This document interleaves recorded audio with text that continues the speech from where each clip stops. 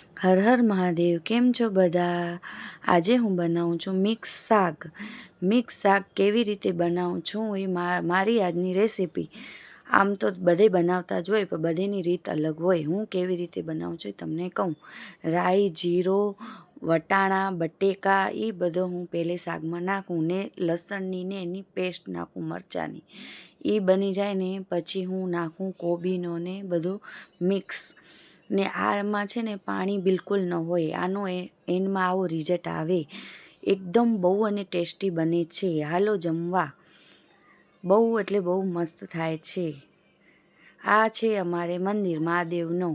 આ મારી બેબી દર્શન કરવા જાય છે. મહાદેવનું મંદિર બહુ જ મસ્ત છે. આપણે હું આ મંદિરે દર્શન કરીને મહાદેવને યાદ કરી દિલ મગજને આમ મન શાંત થઈ જાય એવો મંદિર છે. બહુ એટલે બહુ. તમે પણ બધા દર્શન કરો. તમારી પણ બધા મહાદેવ બધીની મનોકામના પૂરી કરશે. બહુ એટલે બહુ જ મંદિરમાં મજા આવે. દર્શન કરો.